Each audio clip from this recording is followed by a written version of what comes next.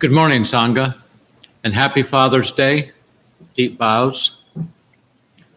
To all of you who are fathers, and to all of you who have been fathers or will be fathers in this realm, previous realms, and all other realms.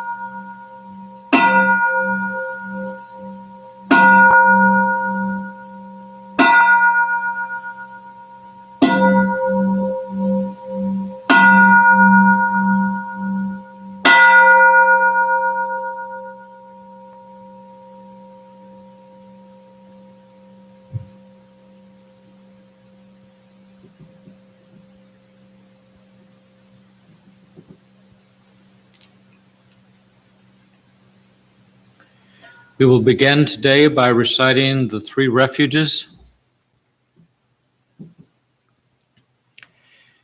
And please forgive me for not standing as we do this.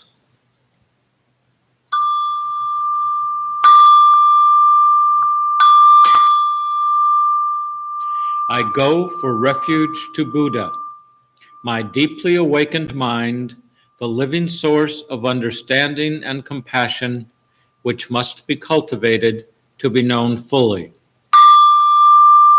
I go for refuge to Dharma, the path of mindful living, leading to healing, joy, and enlightenment, the way of peace, which must be cultivated to be known fully. I go for refuge to the Sangha, the loving and supportive community of practice, realizing harmony, awareness, and liberation, which must be cultivated to be known fully. I am aware that the three jewels are within my heart. I vow to realize them. I vow to understand living beings and their suffering. I vow to cultivate loving kindness and compassion and to practice joy and equanimity. I vow to live simply and sanely, content with few possessions, and to keep my body healthy. I vow to let go of all worry and anxiety in order to be light and free. I am aware that I owe so much to my parents, teachers, friends, and all beings. I vow to be worthy of their trust, to practice wholeheartedly, so that understanding and compassion will flower, and I can help living beings be freed from their suffering. May the Buddha, the Dharma, and the Sangha support my efforts. May the Buddha, the Dharma, and the Sangha support my efforts. May the Buddha, the Dharma, and the Sangha support my efforts.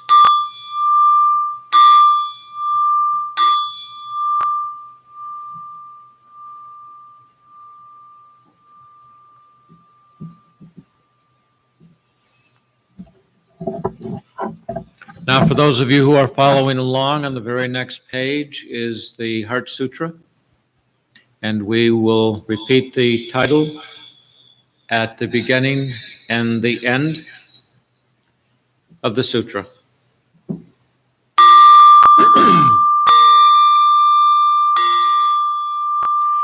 The Maha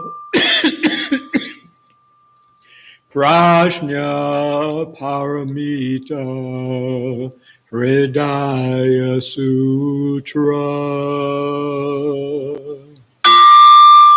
The Bodhisattva of great compassion from the deep practice of Prajna Paramita perceived the emptiness of all five skandhas and delivered all beings from their suffering. O Shariputra, form is no other than emptiness, emptiness no other than form. Form is emptiness, emptiness form. The same is true of feeling, thought, impulse, and consciousness. O Shariputra, all dharmas are empty. They are not born nor annihilated. They are not defiled nor immaculate. They do not increase nor decrease. So in emptiness, no form, no feeling, no thought, no impulse, no consciousness. No eye, ear, nose, tongue, body, mind, no form, sound, smell, taste, touch, or objects of mind, no realm of sight, no realm of consciousness, no ignorance, nor extinction of ignorance, no old age and death, nor extinction of them.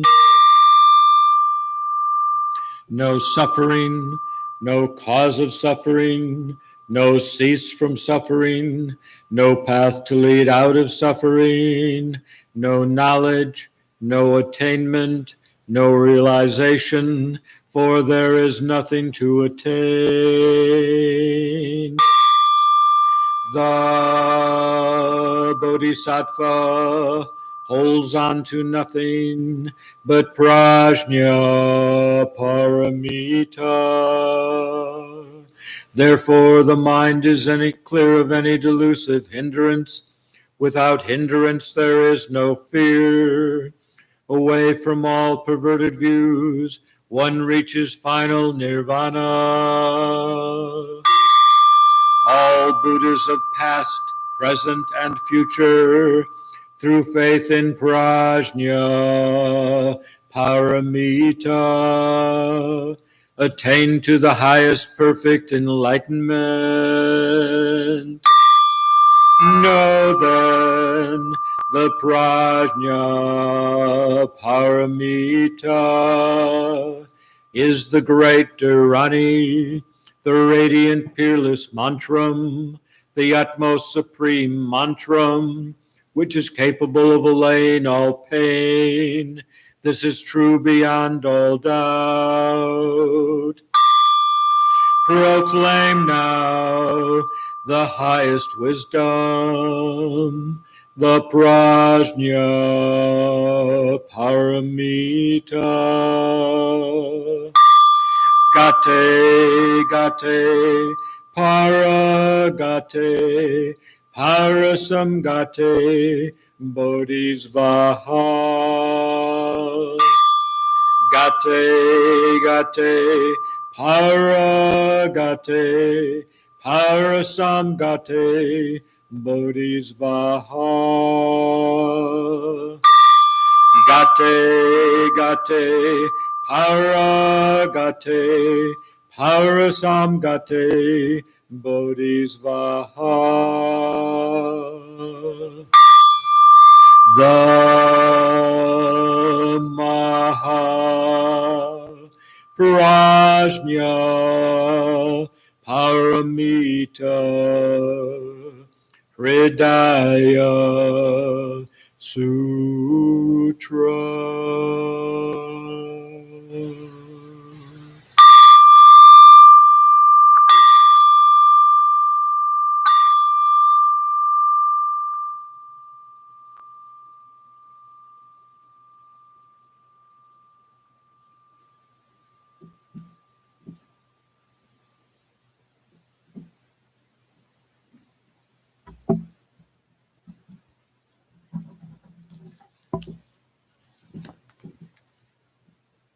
The title of today's Dharma talk is A Matter of Nirvana.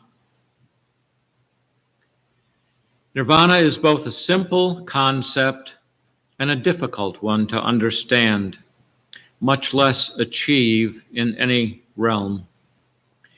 It is a major theme in all schools of Buddhism, and one that we here in the West, who have been preconditioned in Christianity, Catholicism, and Judaism, have struggled with since Buddhism hit our Western shores many decades ago. Now, everything any one of us would ever need to know about Nirvana is contained in Eknath S. Warren's The Dhammapada. This is a book all preceptors are familiar with. It is a book I go back to time and time again because it is so rich with the Buddhist story and the teachings. So first of all, what is Nirvana? And I quote, Nirvana is described as, here's the quote, the extinction of the sense of a separate ego. This state is not the extinction of personality, but its fulfillment. And it is not achieved after death, but in the midst of life. That's a very, very, very important concept. I'd like to read it again. Nirvana is described as the extinction of the sense of a separate ego. This state is not the extinction of personality, but its fulfillment. And it is not achieved after death, but in the midst of life. Fascinating. So Nirvana, therefore, is not an afterlife or a heaven of sorts, like many people imagine. It is a state of being. Those of you familiar with Dharma talks given previously, I am a big fan of beingness. And Nirvana is no different. It is a state of being that is available to any of us at any time if we diligently pursue the Buddha's beginningless and endless path. Nirvana is not a destination. It is a set of behaviors and a sense of self that we embody, we become. And then subsequently, we manifest that beingness to all beings we encounter.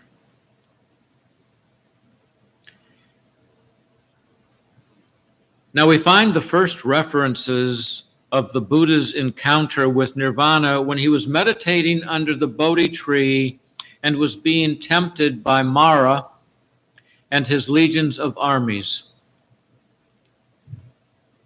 And I quote again, when dawn came, the tree under which he sat burst into bloom, and a fragrant spring breeze showered him with blossoms. He was no longer Siddhartha, the finite personality that had been born in Kapilavatthu. He was the Buddha, he who is awake. And he had found a way to that realm of being, there's that word again, being, which decay and death can never touch. Nirvana. That transformation is such an amazing, that story of transformation is amazing because it happened at the time that the Buddha was transformed from what they said was a finite personality, Siddhartha, to the infinite sense of being, that realm of being which decay and death can never touch. What is that? Nirvana. Again, the Buddha's encounter with nirvana was not any kind of a destination. It was not someplace he went, but a way of being which decay and death can never touch. Now, he was not immortal in the never-ending physical sense, but he had encountered a process to transcend decay and death itself within a state of beingness.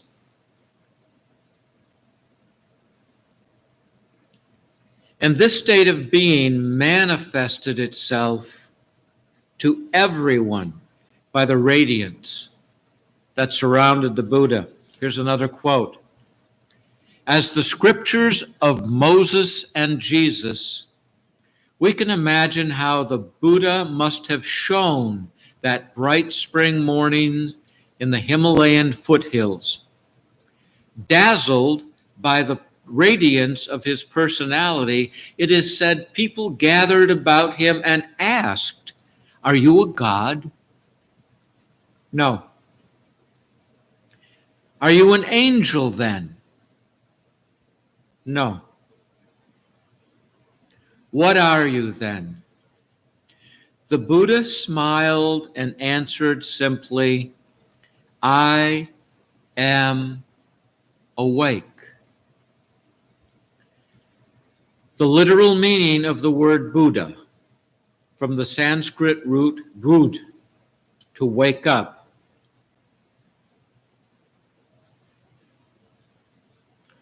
Are we awake today? Am I awake today? Are you awake today? Not just to the bad news and issues of the day, but fully awake to all things just as they are in this very moment. Now, at the age of about 80 comes the Buddha's final entry into nirvana, at the time of his passing on to the next realm. When he became seriously ill, his cousin Ananda wept for fear that the Buddha was leaving. The Buddha instructed Ananda, as we've all been instructed along this path, and I instruct you today, be a refuge unto yourselves. Be a lamp unto yourselves. Rely on yourselves and on nothing else. Hold fast to the Dharma as your lamp.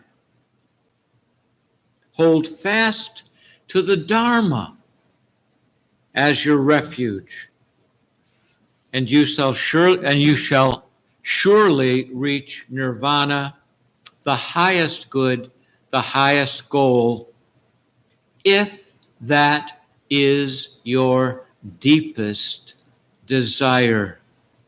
Wow. That's rich. I mean, that's full. So I have to ask, what is your deepest desire today on the path? Nirvana is within your reach. That golden ticket, remember Charlie and the Chocolate Factory? That golden ticket is within your grasp, nirvana. What are you doing and being to realize Nirvana this morning and in all subsequent moments. Then, as we read on, the Buddha says, remember, brothers, this is at the end of his life, remember, brothers, all things that have come into being have come to an end. He's referring to the physical manifestation of his body. Strive for the goal with all your heart. Within 3 months, he who has come this way to teach you will enter Nirvana for the last time in this realm. For I tell you, he later confided to Ananda, that Mara has appeared to me again, as I have not seen him since the day I attained Nirvana. You may rejoice now, I told him, for this body will soon leave your kingdom. But Ananda, you must know that I, the Buddha's essence, Nirvana, the Sangha, the Dharma, I will never leave you. How can I go anywhere? I love this part. This body is not me. Unlimited by the body, unlimited by the mind, a Buddha is infinite and measureless, like a vast ocean or the canopy of sky. I live in the Dharma I have given you, Ananda, which is closer to you than your own heart. I like that because the heart we always consider to be such an integral issue. You know, when we have a heart problem, that's a very, very serious thing. We take it very serious. Okay? But the Buddha says, I live in the Dharma I have given you, Ananda, which is closer to you than your own heart. And the Dharma, which is also infinite, will never die. Now, if any of you out there, like me, have ever encountered challenges of any kind, mild, moderate, medium, severe, then you understand that we all live with our own personal version of Mara.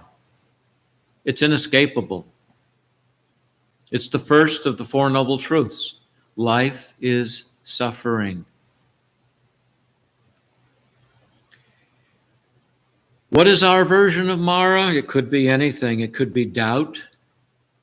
It could be fear.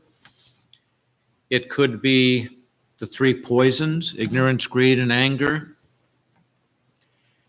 It could be as simple as a lack of belief in ourselves and what we have to offer anyone.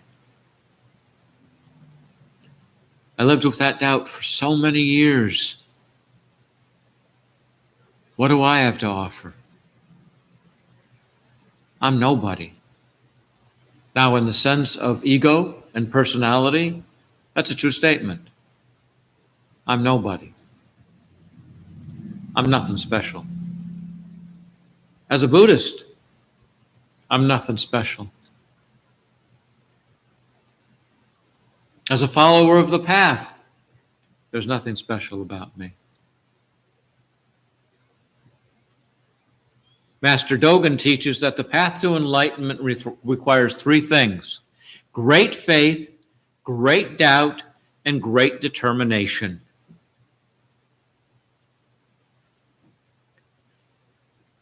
No matter what you're experiencing,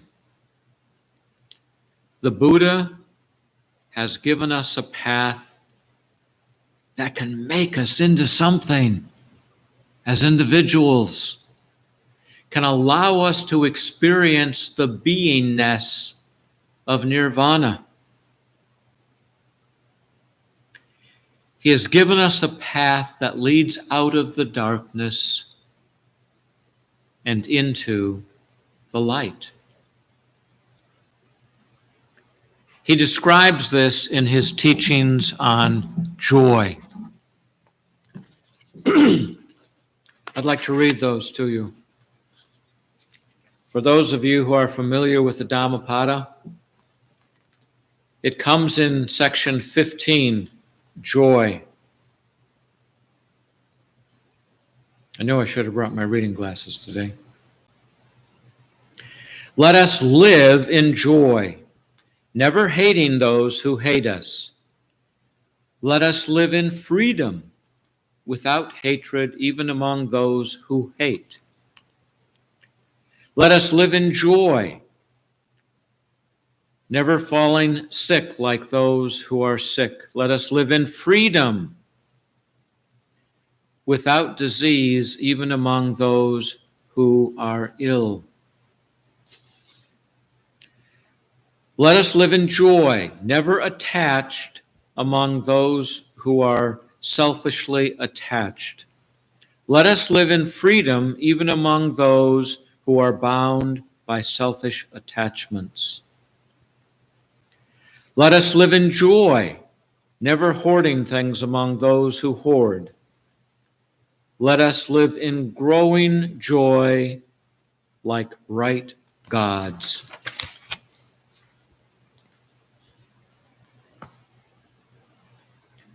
Conquest breeds hatred, for the conquered live in sorrow.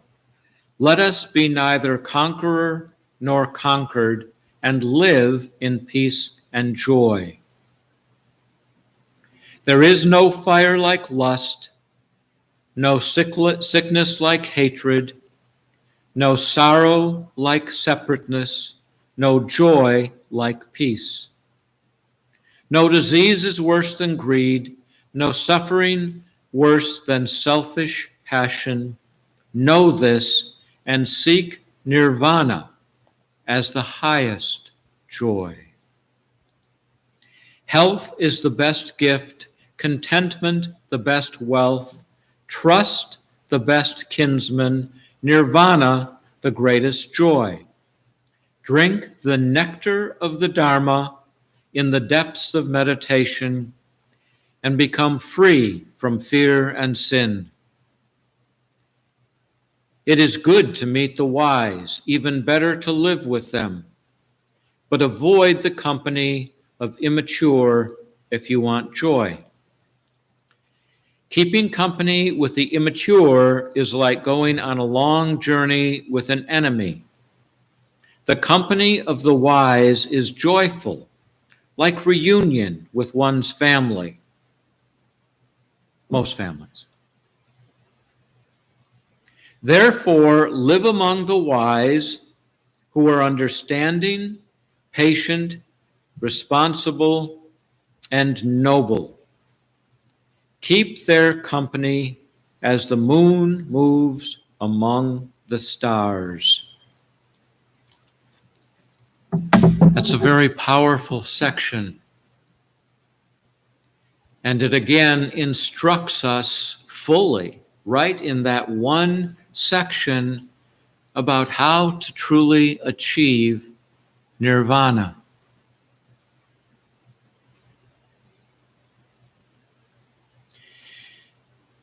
May you all today come to understand the meaning of nirvana and the ceaseless practice to attain this joy and enlightenment.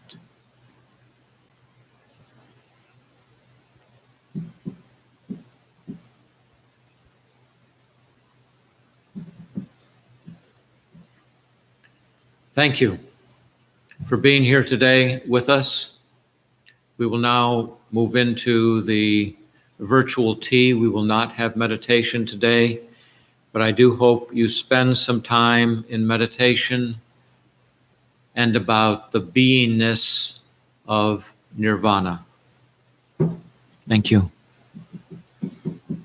We will now close with our closing gathas.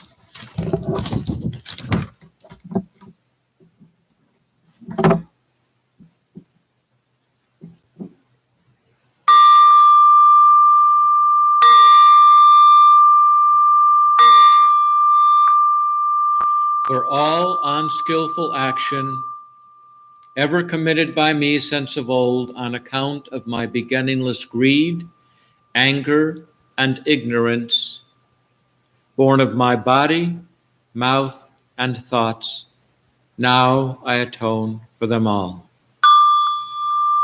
Vast is the robe of compassion, a formless field of benefaction. I wear the Buddhist teachings for the benefit of all sentient beings. All beings, one body, I vow to liberate. Endless blind passion, I vow to uproot. Dharma gates without number, I vow to penetrate. The great way of Buddha, I vow to attain.